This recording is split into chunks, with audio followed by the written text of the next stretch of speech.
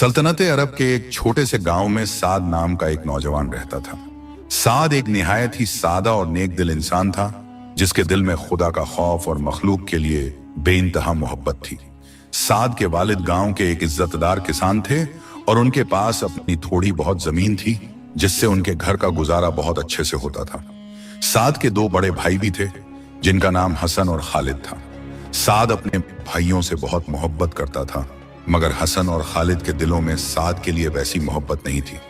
वे दोनों बहुत ही लालची और दुनियादार इंसान थे, जिन्हें सिर्फ अपनी दौलत और आराम से मतलब था।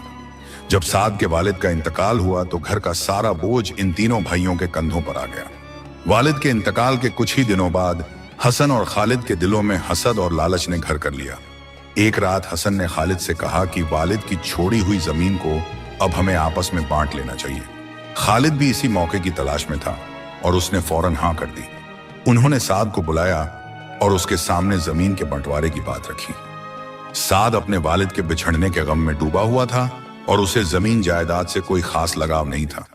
उसने कहा कि भाईजान, आप जैसा बेहतर समझें वैसा ही करें, मुझे आप पर पूरा भरोसा है। हसन और खालिद ने अपनी चालाकी से गांव की सबसे जरखेज और उपजाऊ जमीन अपने नाम कर ली। वहां नहर का पानी आसानी से पहुंचता था और फसलें भी बहुत अच्छी होती थीं। साद के हिस्से में उन्होंने गांव से बहुत दूर सहरा के किनारे वाली एक बंजर और पथरीली जमीन दी। वहां की जमीन इतनी सख्त थी कि वहां घास का एक तिनका भी नहीं उगता था। साद के भाइयों ने सोचा कि इस जमीन पर साद कभी तरक्की नहीं कर पाएगा और वह मजबूर होकर हमारा नौकर बन जाएगा। साद ने खामोशी से अपना हिस्सा कबूल कर लिया और अल्लाह का शुक्र अदा किया। साद अपनी बीवी और बच्चों को लेकर उस बंजर जमीन की तरफ चल पड़ा। वहां रहने के लिए कोई मकान नहीं था, बल्कि सिर्फ एक टूटी हुई झोपड़ी थी। साद की बीवी ने जब वह वीराना देखा तो उसकी आंखों में आंसू आ गए, मगर साद ने उसे तसल्ली दी। साद ने कहा कि तुम फिक्र मत करो, अल्लाह जिस हाल में रखता है उसी में हमारी बेहतरी होती है। साद ने अपनी मेहनत शुरू कर दी। वह सुबह फजर की नमाज के बाद ही अपनी बंजर जमीन पर पहुंच जाता और वहां पड़े भारी पत्थरों को अपने हाथों से हटाता। सहरा की गर्म हवाएं उसके जिस्म को झुलसा देती थीं, मगर उसके चेहरे पर कभी शिकवा नहीं आया। साद के भाई हसन और खालिद अक्सर अपनी हरी भरी फसलों को देखते और साद का मजाक उड़ाते थे। वे कहते थे कि देखो इस पागल को जो पत्थरों से रिज्क ढूंढ रहा है। साद उनकी बातों को अनसुना कर देता और अपने काम में लगा रहता। कई महीने बीत गए, मगर साद की जमीन से कुछ भी हासिल नहीं हुआ। उसके पास जो थोड़ी बहुत जमा पूंजी थी वह भी खत्म होने लगी। घर में खाने के लाले पड़ गए और साद के बच्चे अक्सर भूख से रोते हुए सो जाते थे। एक रात साद बहुत परेशान था और उसने अल्लाह के हुजूर सजदा किया। साद ने रोते हुए दुआ मांगी कि ऐ मेरे परवरदिगार, तू तो दिलों के हाल जानता है। तूने ही मुझे इस आजमाइश में डाला है और तू ही मुझे रास्ता दिखाएगा। अगले दिन साद जब अपनी जमीन पर काम कर रहा था तो उसने देखा कि एक नीले रंग का खूबसूरत परिंदा रेत पर तड़प रहा है। उस परिंदे का पंख जख्मी था और वह प्यास की शिद्दत से दम तोड़ रहा था। साद को उस बेजुबान पर बहुत रहम आया। साद के पास पीने के लिए सिर्फ थोड़ा सा पानी बचा था, जो वह अपने घर से लाया था। साद ने सोचा कि अगर मैं यह पानी इस परिंदे को पिला दूंगा तो मैं खुद प्यासा रह जाऊंगा। मगर साद का दिल मोम जैसा था और उसने वह पानी उस परिंदे के हलक में डाल दिया। साद ने अपने कुर्ते का एक टुकड़ा फाड़ा और परिंदे के जख्मी पंख पर पट्टी बांध दी। थोड़ी ही देर में वह परिंदा होश में आ गया और उसने अपनी चमकती हुई आंखों से साद की तरफ देखा। वह परिंदा साद के कंधे पर बैठ गया और अपनी मीठी आवाज में चहचहाने लगा। साद को ऐसा महसूस हुआ जैसे उसका सारा दर्द और थकान गायब हो गई है। साद ने उस परिंदे को एक सायेदार जगह पर रख दिया और खुद फिर से पत्थरों को हटाने के काम में लग गया। साद को इस बात का इल्म नहीं था कि उसकी यह छोटी सी नेकी उसकी जिंदगी का सबसे बड़ा मोड़ साबित होने वाली है। रात होने को थी और साद थक कर चूर हो चुका था। वह अपनी झोपड़ी की तरफ जाने ही वाला था कि उसे रेगिस्तान की तरफ से एक साया आता हुआ दिखाई दिया। वह साया एक मुसाफिर औरत का था, जो निहायत ही पुराने और गर्द से भरे हुए कपड़ों में थी। उस औरत के चेहरे पर एक अजीब सा नूर था, मगर वह बहुत थकी हुई लग रही थी। उसने साद से पीने के लिए पानी मांगा। साद बहुत शर्मिंदा हुआ, क्योंकि उसके पास पानी का एक कतरा भी नहीं बचा था। साद ने निहायत ही अदब से कहा कि मोहतरमा, मेरे पास पानी खत्म हो गया है, मगर आप मेरी झोपड़ी में तशरीफ लाएं। मैं आपके लिए कुछ खाने का इंतजाम करता हूं। वह मुसाफिर औरत साद के पीछे चल पड़ी। साद के घर में सिर्फ थोड़ी सी जौ की रोटियां थीं जो उसकी बीवी ने बच्चों के लिए बचा कर रखी थीं। साद ने अपनी बीवी को सारा वाकया सुनाया। साद की बीवी भी बहुत नेक थी और उसने खुशी खुशी वह खाना उस मुसाफिर औरत के सामने रख दिया। वह औरत खाना खाकर बहुत खुश हुई और उसने साद के घर वालों को बहुत दुआएं दी। जाते वक्त उस औरत ने साद से कहा कि साद, तुम्हारी जमूलियती जमीन बंजर नहीं है बल्कि तुम्हारा दिल जरखेज है। कल सुबह तुम अपनी जमीन के बीचों बीच मौजूद उस पुराने सूखे पेड़ के पास जाना और वहां की मिट्टी को अपने हाथों से खोदना। साद को उस औरत की बात बहुत अजीब लगी, मगर उसने उसकी बात मान ली। वह मुसाफिर औरत अंधेरे में गायब हो गई और साद रात भर उसके बारे में सोचता रहा। सुबह जब साद उस पुराने पेड़ के पास पहुंचा तो उसने देखा कि वही नीला परिंदा वहां बैठा हुआ था। साद ने बिस्मिल्लाह पढ़कर मिट्टी खोदना शुरू किया। थोड़ी ही गहराई पर साद के हाथ किसी सख्त चीज से टकराए। साद ने जब मिट्टी हटाई तो वहां एक बहुत ही पुराना कुआं ढक कर रखा हुआ था। साद ने जब उस कुएं का पत्थर हटाया तो उसके अंदर दूध जैसा सफेद और मीठा पानी लबालब भरा हुआ था। साद की खुशी का कोई ठिकाना नहीं रहा। उस बंजर जमीन पर पानी मिलना किसी मौजज़े से कम नहीं था। साद ने अल्लाह का शुक्र अदा किया और अपने बच्चों को बुलाकर वह पानी दिखाया। साद को अब समझ आया कि वह मुसाफिर औरत और वह परिंदा कोई आम नहीं थे बल्कि अल्लाह की तरफ से भेजी गई रहमत थे। साद ने उस पानी से अपनी जमीन को सींचना शुरू किया। जो जमीन कल तक आग उगलती थी अब वहां से हरियाली फूटने लगी थी। साद की मेहनत और अल्लाह की बरकत ने रंग दिखाना शुरू कर दिया था। साद की बंजर जमीन पर पानी का मिलना पूरे गांव में चर्चा का विषय बन गया। जब हसन और खालिद को यह पता चला कि साद की उस पथरीली जमीन पर मीठे पानी का कुआं निकल आया है तो उनके पैरों तले जमीन खिसक गई। वे दोनों अपनी फसलों के बीच खड्डे होकर साद की जमीन की तरफ देख रहे थे जो अब धीरे धीरे हरी भरी हो रही थी। हसन ने जलन के मारे अपने हाथ मले और कहा कि यह कैसे मुमकिन है कि उस वीराने में पानी निकल आए जहां सदियों से सूखा पड़ा था। खालिद ने भी हसद भरी नजरों से देखा और बोला कि जरूर साद को कोई पुराना खजाना मिला है जिसकी वजह से वह अब इतना खुश दिखाई देता है। साद इन सब बातों से बेखबर अपनी मेहनत में लगा हुआ था। उसने उस कुएं के पानी से अपनी जमीन के एक छोटे से हिस्से में सब्जियां और अनाज बोया था। साद की नेकी और उसकी ईमानदारी का असर यह था कि जो फसलें साद के भाइयों की जमीन पर महीनों में तैयार होती थीं, वे साद की जमीन पर हफ्तों में लहलहाने लगी। साद की फसलों में एक अजीब सी चमक और खुशबू थी। जब साद अपनी पहली फसल लेकर बाजार पहुंचा तो लोग उसकी सब्जियों और अनाज को देखकर दंग रह गए। वे सब्जियां इतनी ताजी और जायकेदार थीं कि बाजार के तमाम रईस और बड़े व्यापारी सिर्फ साद से ही सामान खरीदने लगे। साद के पास अब अच्छा पैसा आने लगा था, मगर उसकी सादगी वैसी ही थी। उसने सबसे पहले अपनी टूटी हुई झोपड़ी की मरम्मत करवाई और अपनी बीवी बच्चों के लिए अच्छे कपड़ों और खाने का इंतजाम किया। साद ने अपने घर के बाहर एक छोटा सा चबूतरा बनवाया था जहां वह मुसाफिरों के लिए ठंडा पानी और खाना हमेशा तैयार रखता था। साद को अब भी वही नीला परिंदा अपनी जमीन के आसपास दिखाई देता था। साद उसे रोज दाना पानी देता और वह परिंदा साद के सिर पर बैठकर मीठी आवाज में चहचहाता था। साद को महसूस होता था कि यह परिंदा कोई मामूली परिंदा नहीं है बल्कि उसकी बरकत का जरिया है। एक दिन गांव में बहुत बड़ा अकाल पड़ा। नहर का पानी सूख गया और गांव वालों की फसलें जलने लगीं। हसन और खालिद की जरखेज जमीनें भी अब बंजर होने लगी थीं क्योंकि उनके पास सिंचाई का कोई और जरिया नहीं था। उनके कुएं सूख गए थे और उनकी फसलें धूल में मिल गई थीं। गांव के लोग पानी की बूंद बूंद के लिए तरसने लगे। हसन और खालिद की हालत बहुत खराब हो गई थी। उनकी सारी दौलत खत्म हो चुकी थी और उनके पास अपने जानवरों को खिलाने के लिए भी कुछ नहीं बचा था। पूरे गांव में सिर्फ साद की जमीन ऐसी थी जो अभी भी हरी भरी थी। साद का कुआं अभी भी पानी से भरा हुआ था और उसकी फसलें पूरी तरह महफूज थीं। साद ने जब गांव वालों की परेशानी देखी तो उसका दिल भर आया। उसने ऐलान करवाया कि गांव का हर शख्स उसकी जमीन से पानी ले जा सकता है और जिसे भी खाने की जरूरत है वह साद के पास आ सकता है। गांव वालों ने साद की इस दरियादिली की बहुत तारीफ की। वे कहते थे कि साद वाकई खुदा का नेक बंदा है जिसे अल्लाह ने अपनी रहमत से नवाजा है। हसन और खालिद का घमंड अभी भी उनके आड़े आ रहा था। वे प्यासे और भूखे मर रहे थे मगर वे साद के पास मदद मांगने नहीं जाना चाहते थे। उन्हें शर्मिंदगी महसूस हो रही थी कि उन्होंने जिस भाई को बेदखल किया था आज वही पूरे गांव का सहारा बना हुआ है। हसन ने खालिद से कहा कि हम साद के पास नहीं जाएंगे, बल्कि हम रात के अंधेरे में उसके कुएं से पानी चुरा लेंगे। खालिद भी इस बात पर राजी हो गया। रात के वक्त जब पूरा गांव सो रहा था, हसन और खालिद बड़ी बड़ी मशकें लेकर साद की जमीन की तरफ बढ़े। वे दबे पांव उस कुएं के पास पहुंचे। जैसे ही हसन ने कुएं में बाल्टी डाली, उसे एक अजीब सी आवाज सुनाई दी। वह आवाज किसी इंसान की नहीं, बल्कि उसी नीले परिंदे की थी जो कुएं की मुंडेर पर बैठा हुआ था। उस परिंदे की आंखों से एक अजीब सी रोशनी निकल रही थी, जिसने हसन और खालिद को डरा दिया। जैसे ही उन्होंने बाल्टी बाहर निकाली, तो वह पानी की जगह कीचड़ और रेत से भरी हुई थी। वे जितनी बार भी कोशिश करते, बाल्टी में सिर्फ मिट्टी ही निकलती। हसन और खालिद बहुत डर गए।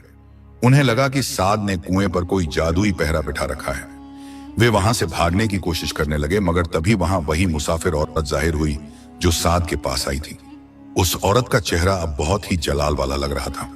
उसने कड़क कर कहा कि ऐ लालची इंसानों, जिस रिस्क में बरकत नहीं होती, वह इसी तरह मिट्टी बन जाता है। तुम अपने भाई की दौलत से जलते रहे और आज तुम उसकी चोरी करने आए हो। याद रखो कि अल्लाह का रिस्क सिर्फ उन्हीं को मिलता है जिनके दिल साफ होते हैं। हसन और खालिद खौफ के मारे जमीन पर गिर पड़े। उन्होंने देखा कि वह औरत धीरे धीरे हवा में घुल गई और वहां सिर्फ सन्नाटा रह गया। सुबह होते ही साद अपनी जमीन पर पहुंचा और उसने अपने भाइयों को वहां बेहाल हालत में पड़ा देखा।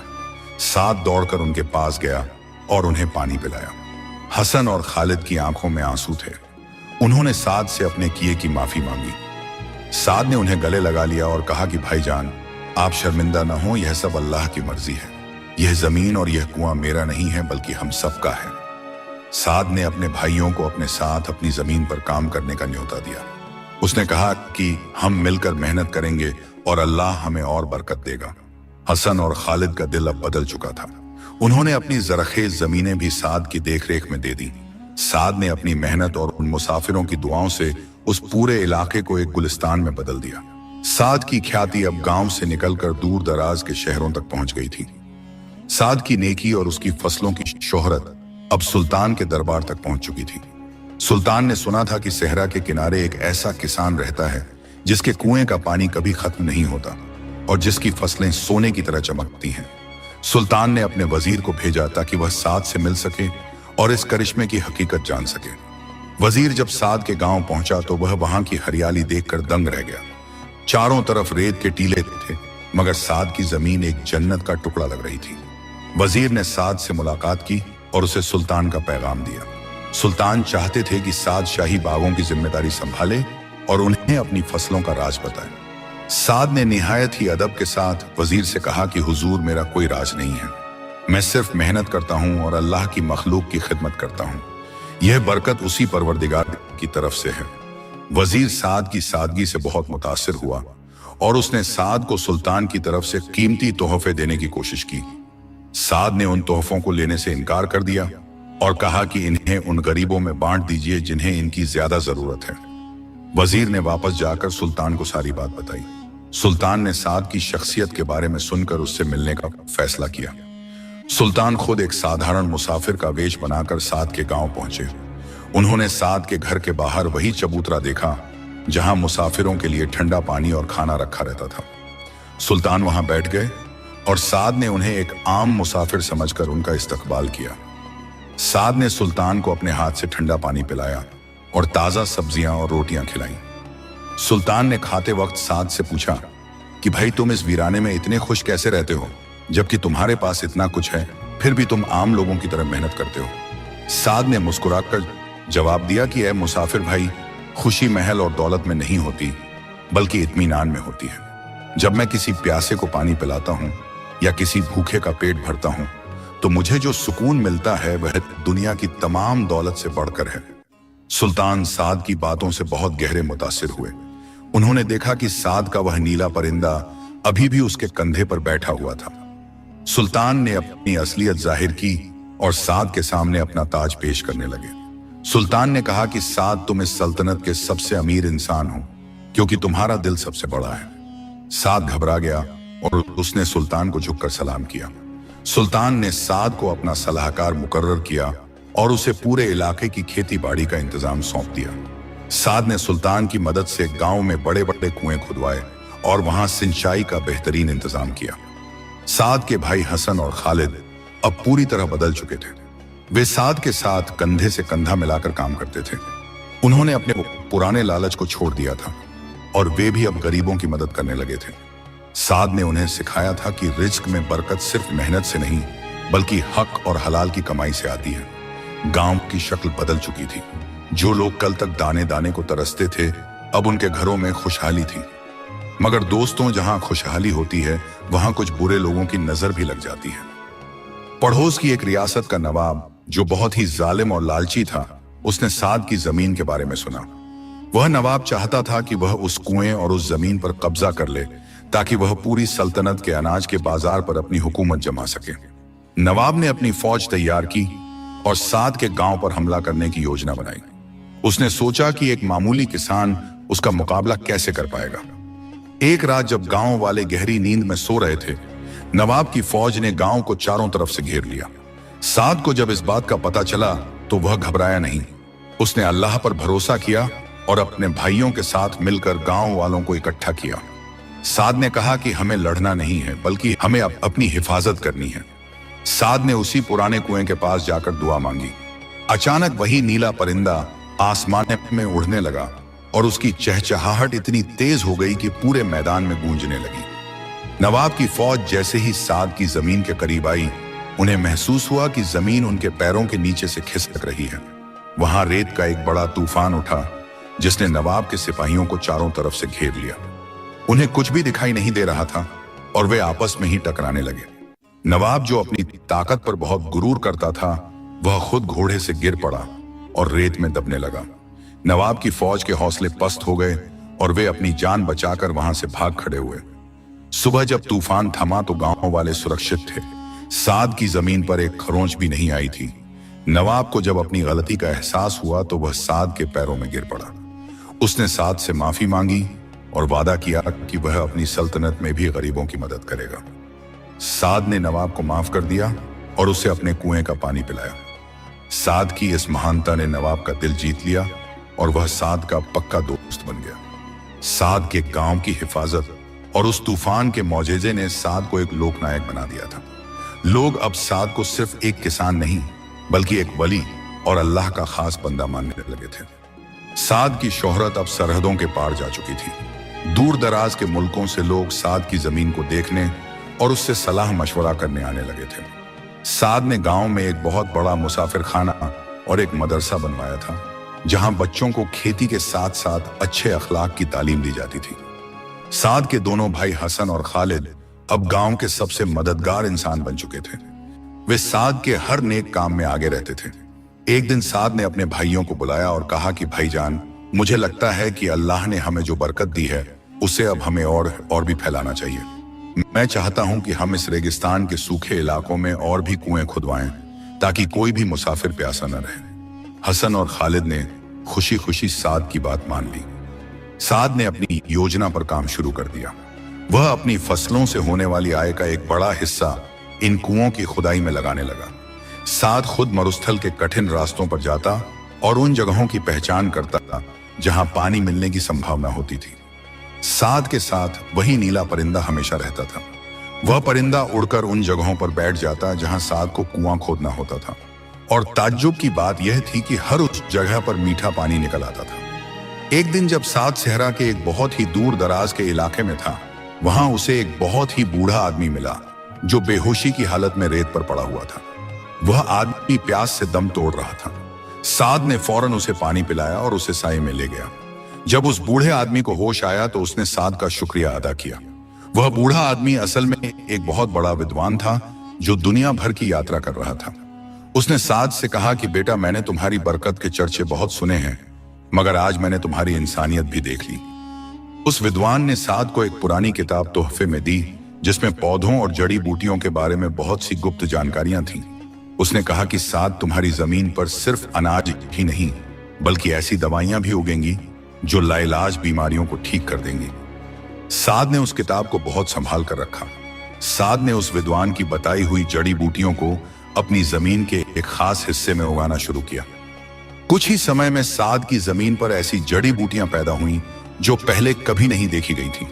गांव का एक हकीम जो बहुत नेक था, उसने साद के साथ मिलकर इन जड़ी बूटियों से दवाइयां बनाना शुरू किया। साद के गांव में अब बीमार लोग भी आने लगे और वे वहां की आबो हवा और दवाइयों से ठीक होकर जाते थे। साद ने इन दवाइयों का कोई दाम नहीं रखा था। वह कहता था कि शिफा अल्लाह देता है और मैं सिर्फ जरिया हूं। साद की बरकत का असर यह हुआ कि उस पूरे मरुस्थल का नक्शा ही बदल गया। जहां कभी धूल और रेत के तूफान उठते थे, अब वहां ठंडी हवाएं चलती थीं और फूलों की खुशबू महकती थी। साद की वजह से उस इलाके में व्यापार भी बहुत बढ़ गया था। लोग साद के गांव को बरकत का शहर कहने लगे थे। साद की बीवी और बच्चे भी साद की तरह ही नेक थे। वे भी दिन रात मुसाफिरों और बीमारों की सेवा में लगे रहते थे। एक दिन सुल्तान ने साद को फिर से दरबार में बुलाया। सुल्तान अब काफी बूढ़े हो चुके थे और वे चाहते थे कि साद सल्तनत का वजीर ए आजम बन जाए। सुल्तान ने कहा कि साद, तुम्हारी हिकमत और तुम्हारी नेकी की इस सल्तनत को बहुत जरूरत है। साद ने निहायत ही विनम्रता से जवाब दिया कि सुल्तान, मुझे अपनी मिट्टी और अपने पौधों से बहुत मोहब्बत है। मैं एक वजीर बनकर शायद वह काम न कर पाऊं जो मैं एक किसान बनकर कर रहा हूं। मेरी जगह मेरे खेतों में है जहां मैं सीधे अल्लाह की मखलूक की खिदमत कर सकता हूं। सुल्तान साद के इस जवाब से बहुत खुश हुए। साद ने सल्तनत के हर गांव में कुएं खुदवाए और वहां खेती के नए तरीके सिखाए। साद की वजह से पूरी सल्तनत में अनाज की कोई कमी नहीं रही। साद के भाई हसन और खालिद को अब अपनी पुरानी जिंदगी पर बहुत शर्मिंदगी होती थी। वे अक्सर साद के पास बैठकर रोते और कहते कि साद, अगर तुमने हमें माफ न किया होता तो हम आज मिट्टी में मिल गए होते। साद उन्हें समझाता कि भाईजान, इंसान से गलती होती है, मगर जो अपनी गलती को सुधार ले वही सच्चा इंसान है। मगर खुशियों के इस समंदर में भी एक चुनौती अभी बाकी थी। साद को एक खबर मिली कि सहरा के उस पार से एक बहुत भयानक टिड्डी दल आ रहा है जो फसलों को तबाह कर देता है। यह दल इतना बड़ा था कि इसने सूरज की रोशनी को भी ढक लिया था।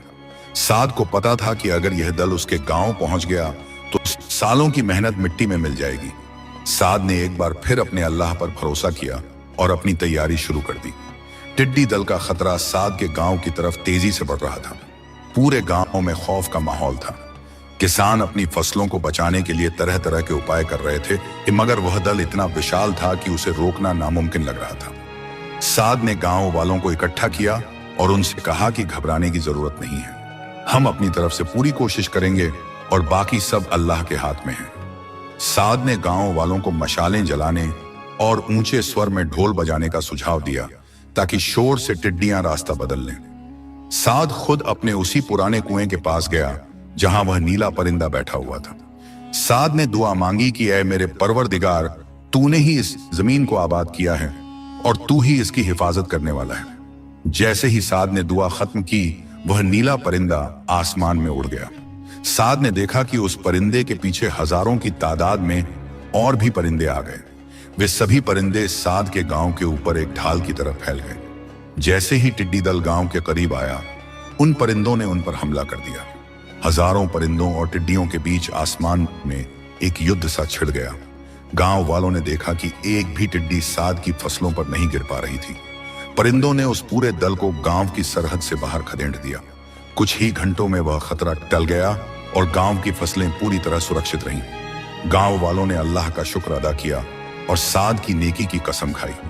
उन्होंने देखा कि वह नीला परिंदा वापस साद के कंधे पर आकर बैठ गया, जैसे वह अपनी जीत की खुशी मना रहा हो। साद की जिंदगी अब अपने आखिरी पड़ाव पर थी। उसने अपनी पूरी जिंदगी इंसानियत और नेकी की राह में गुजार दी थी।